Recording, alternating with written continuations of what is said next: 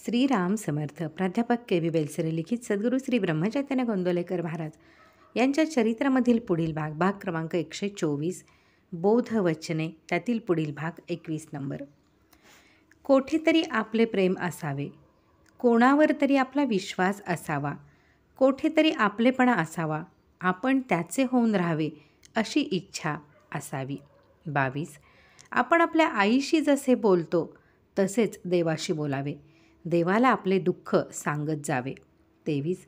मनाला आपल्या शक्तीने ताब्यात आणणे फार कठीण आहे. ती थोर माणसांची गोष्ट आहे.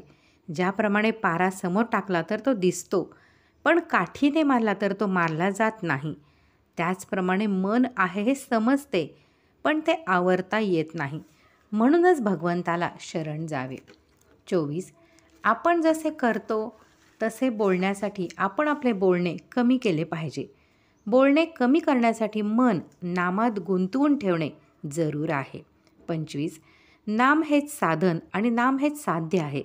नाम घ्यावे असे वाटते म्हणजे आपल्यावर भगवंताची कृपा आहेच, आपली रेषा उत्तम पडली आहे. 26. एखादी वस्तू आपल्याला हवी आहे असे वाटल्यावर मगच आपण तिच्या प्राप्तीविषयी विचार करू लागतो. म्हणून पहिल्याने भगवंत हवा असे आपल्याला वाटले पाहिजे. 27 नंबर. संतांकडे जाताना आपण मनामध्ये काही एक बरोबर नेऊ तरी नये, किंवा काही नेलेच तर भगवंताचे प्रेमच न्यावे. आपण प्रपंचाचे प्रेम बरोबर घेऊन जातो आणि मग लिहिलेल्यावर लिहिलेले जसे वाचता येत नाही तशी अवस्था होते. 28. पश्चातापासारखे प्रायश्चित्त नाही. संन्यासामध्ये खरा पश्चाताप पाहिजे.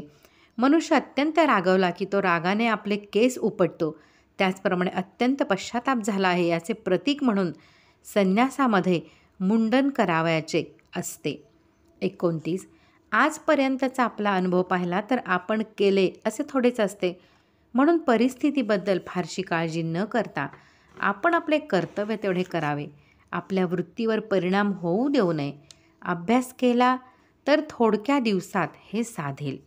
30. आरशावर घाण पडली म्हणून ती साफ करण्याचा प्रसंग आला. अंतःकरणाची घाण पुसण्याचे काम साधनाने होते. 31. आपण अभ्यास करायला पाहिजे. शिवाय हा अभ्यास मनाच्या कष्टाचा आहे. क्रोधाला बाहेर येऊ देण्यापेक्षा क्रोध गिळणे याला जास्त श्रम आहेत, पण तो गिळण्यामध्ये शक्ती आहे.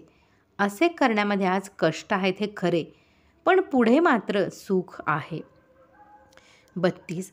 नीतिधर्माचे आचरण, शास्त्रशुद्ध वर्तन, शुद्ध अंतःकरण आणि भगवंताचे स्मरण इतक्या गोष्टी असतील तरच साधक शेवटपर्यंत पोचेल, आणि शेवटपर्यंत तो पोचला तरच फायदा.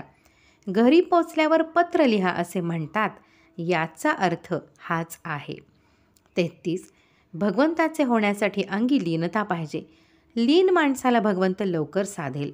लीनतेमध्ये बाकीचा विसर पडून भगवंत तेवढा शिल्लक राहतो. 34. अनन्यतेला पैसा लागत नाही, विद्या लागत नाही, त्याला आपली अभिमान वृत्ती ठेचावी लागते. 35. वागण्यात, बोलण्यात आणि चालण्यात आपण सावधगिरी बाळगावी. नको ते टाळावे, पण हे ज्याचे त्याला कळू लागले पाहिजे. 36. डोळ्यामध्ये खुपणारा खडा काढण्यासाठी त्यात लोणी घालतात. त्याने न खुपता खडा बाहेर पडतो आणि डोळा थंड होतो. त्याप्रमाणे संतांची वाणी गोड, मऊ आणि हितकारक असते, तसे आपण बोलावे. 37. गुरुचरणी अत्यंत विश्वास आणि साधनाचा अखंड सहवास. येथे प्रपंचाचा सुटला फास, हाच परमार्थाचा मार्ग खास. 38. जेथे कर्तव्याची जागृती आणि भगवंताची स्मृती आहे तेथेच समाधानाची प्राप्ती होते. 39. अलीकडे शास्त्री पंडितसुद्धा सर्वजण भगवंताच्या उलट बोलू लागले आहेत. म्हणून आपण आधी आपल्या साधनाचा निश्चितपणा करावा आणि नंतर पोथी पुराणे ऐकावीत. पोथ्या पुराणांच्या मध्ये दोष नाही, पण सांगणारा आपले काहीतरी त्याच्यामध्ये घालून सांगतो आणि ते बाधक ठरते. 40. पुष्कळ लोक जे पोथी ऐकायला जातात ते लोकांनी बरे म्हणावे यासाठी, किंवा करमत नाही यासाठी, किंवा इतर उद्योग नाही यासाठी जातात. असे करणे योग्य नाही. 41. लहानपण हे वयावर अवलंबून नसून आपल्या वृत्तीवर अवलंबून असते. आईबापांचे छत्र डोक्यावर असणे फार गोड असते. ते आहे तोपर्यंत आपण लहान आहोत असे वाटते. 42. जो वृत्तीने लहान आहे त्याला भगवंत लवकर वश होतो. मनुष्य मोठा असून लहानासारखा वागला तर फारच चांगले असते.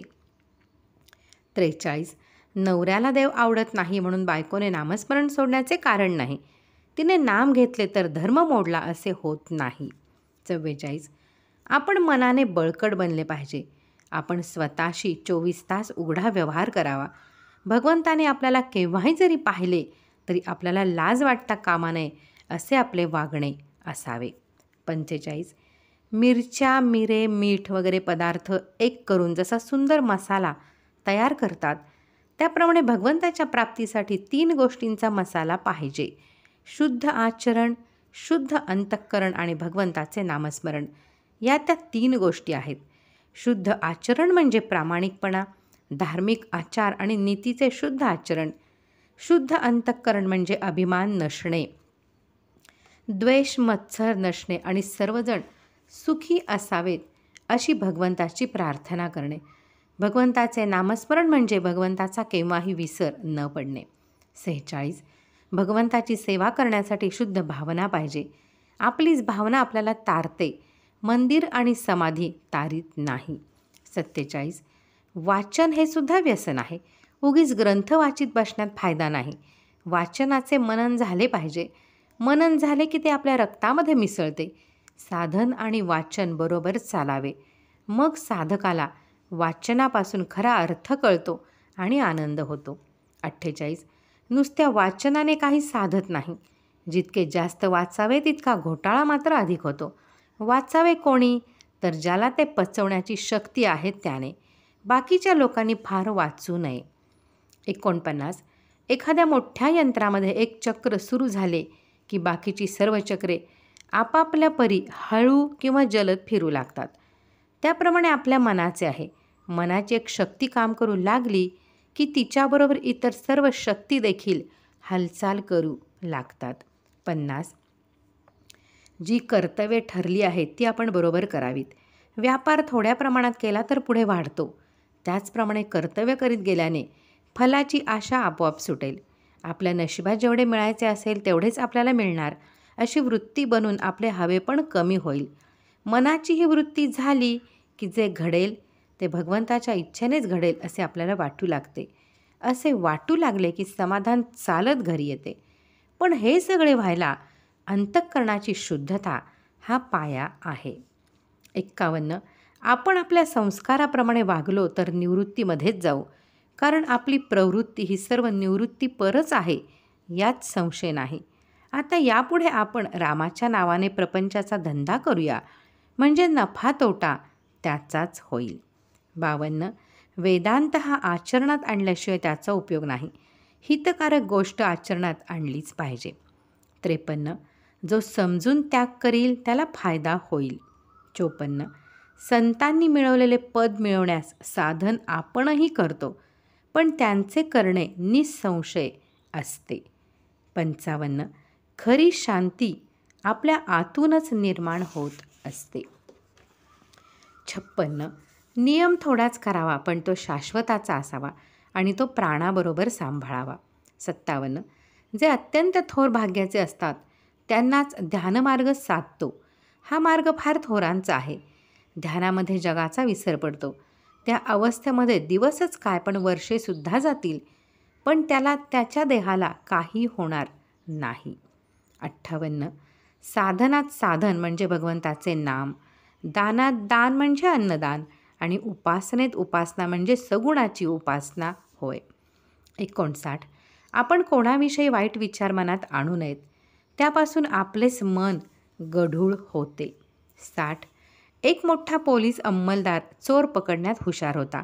तो असे करी की चोर ज्या बाईच्या नादी असे तिला फितूर करून घ्यायचा म्हणजे चोर आपोआप नेमका सापडे. त्याचप्रमाणे आपले मन जिथे गुंतले आहे तिथे भगवंताला ठेवला की मन आपल्या ताब्यात आलेच म्हणून समजा. 61. संन्याशाने 1 दिवसाचा संग्रह करावा. ग्रहस्थाने 3 दिवसांचा संग्रह करावा. आपल्याजवळ 3 दिवस खायला आहे असे पाहिल्यावर आपण मुळीच काळजी करू नये. 62. प्रपंच करीत असताना वाईट विचार मनात येतात. त्याचप्रमाणे परमार्थ करीत असताना वाईट विचार आले म्हणून घाबरण्याचे कारण नाही. दृढ अभ्यासाने नाम चालू ठेवावे. 63. मुंगी डोंगरावर चढण्याचा प्रयत्न करते आणि कालांतराने का होईना पण वर पोचल्याशिवाय राहत नाही, हे ध्यानात धरून आपण प्रयत्नाला लागूया. पुढे आहे 27 नंबर भगवद्गीता ही बोधवचने. 1 नंबर, भगवद्गीता ही सर्व जगाला मान्य आहे. तिच्यामध्ये भगवंतांनी मी मागे आहे तू पुढे चल असेच आपणा सर्वांना सांगितले आहे. 2. गीता ही सर्व ग्रंथांची आई आहे. 3. लढाई करणे हे अर्जुनाचे कर्तव्य असल्याने तू माझे स्मरण ठेवून लढाई कर असे भगवंतांनी त्याला सांगितले. आज नोकरी किंवा प्रपंच करणे हे आपले कर्तव्य आहे, तेच आपण भगवंताच्या स्मरणात करू. 4. कर्म करणे हे विशेष नाही. आपल्याला कर्म केल्याशिवाय चैन पडत नाही. काम केल्यावाचून आपल्याला राहवतच नाही. म्हणून कर्म करा असे गीता सांगते, परंतु कर्म केल्याने पाहिजे ते फळ आपल्याला मिळतेच असेही नाही. म्हणून काय काय होते ते नुसते पाहावे तरी, हेच निष्काम कर्म होय. 5.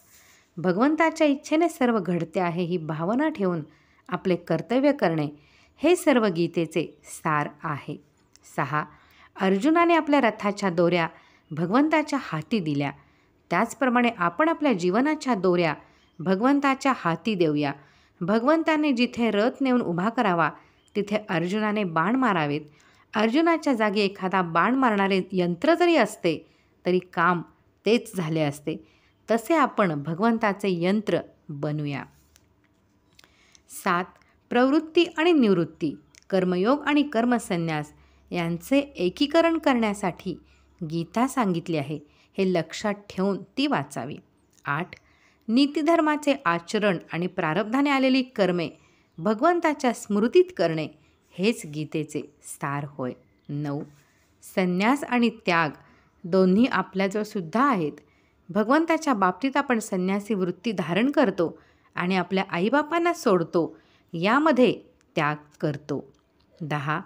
त्याग हे यज्ञाचे खरे मर्म आहे. पुढील बोधवचने आपण पुढे पाहूयात. श्रीराम जय राम जय जय राम.